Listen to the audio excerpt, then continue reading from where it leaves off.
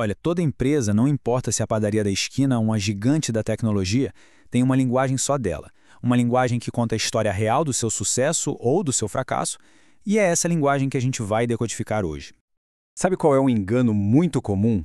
É achar que o sucesso de uma empresa se mede só pelo dinheiro que ela tem no banco.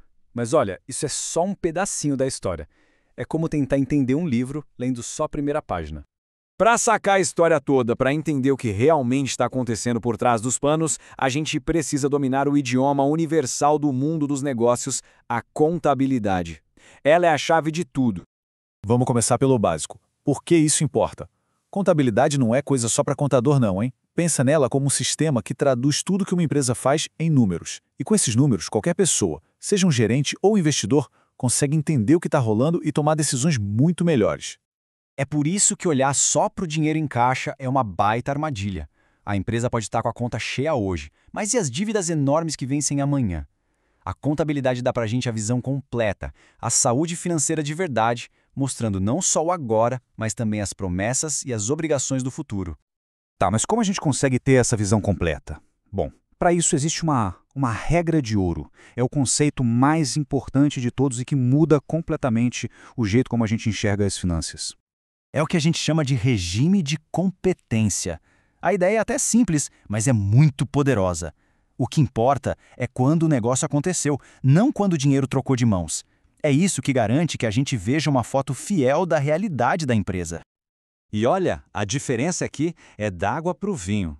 O regime de caixa é tipo um extrato bancário, simples e direto. Agora, o regime de competência, esse sim, conta a história econômica real. Ele registra uma venda quando ela acontece, mesmo que o cliente só vá pagar depois. E registra uma despesa quando ela é assumida, e não só quando a conta é paga. Pensa num exemplo prático. Uma empresa compra material de escritório hoje, mas combina de pagar só daqui a 30 dias. Pelo regime de competência, a despesa e a dívida são registradas hoje. Por quê? Porque a obrigação de pagar já existe. A situação financeira da empresa já mudou, mesmo que nenhum centavo tenha saído do caixa ainda. Ok, com essa regra de ouro bem entendida, a gente pode começar a aprender as palavras básicas desse idioma. São 5 termos que são, assim, a espinha dorsal de qualquer análise financeira. A primeira palavra é ativo. De um jeito bem simples, são os bens e os direitos que a empresa tem.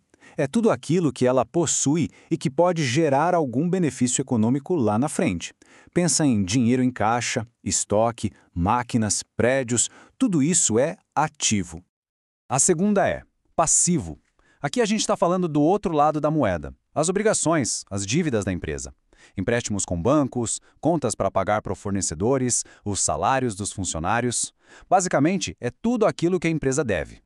E se a gente pegar tudo que a empresa tem, ou seja, todos os ativos, e subtrair tudo que ela deve, os passivos, o que sobra? Bom, o resultado é o patrimônio líquido. É a riqueza de verdade, o que de fato pertence aos donos do negócio.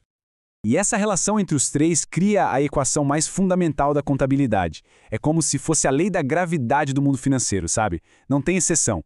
Sempre, sempre, os ativos de uma empresa vão ser iguais à soma do que ela deve para outros e do que pertence aos sócios. É a base de tudo. Agora vamos botar as coisas em movimento. A palavra receitas representa toda a grana que entra por causa da atividade principal da empresa, tipo a venda de produtos ou a prestação de serviços. É o motor que gera o dinheiro. Só que, para fazer dinheiro, normalmente tem que gastar dinheiro. É aí que entram as despesas.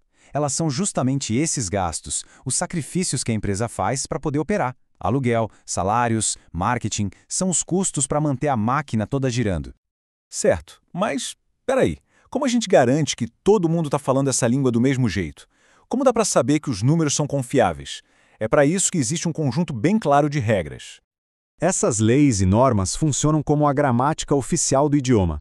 Elas colocam ordem na casa, garantem que a contabilidade de uma empresa seja consistente e, mais importante, que possa ser comparada com a de qualquer outra. Isso cria um campo de jogo justo para todo mundo que quer analisar uma empresa. E o grande objetivo dessas regras é fazer com que a informação seja útil de verdade. E para ser útil, ela precisa de algumas qualidades. Tem que ser relevante, ou seja, tem que ser capaz de fazer diferença em uma decisão. Precisa ter uma representação fidedigna, mostrando a realidade como ela é. E, claro, precisa ser comparável e chegar a tempo, para que as análises e decisões façam sentido. Pronto! Agora a gente já tem a regra de ouro e o vocabulário básico na mão. Chegou a hora de juntar tudo isso e ver como a história financeira de uma empresa é contada na prática. Lembra daquelas 5 palavras que a gente aprendeu? Elas se organizam em 2 relatórios principais. O primeiro é o balanço patrimonial. Ele é como uma foto da empresa num dia específico, mostrando tudo o que ela tem, tudo o que ela deve e o que sobra para os donos. O outro é a demonstração de resultado, que é tipo um filme mostrando o desempenho ao longo de um tempo com todas as receitas e despesas.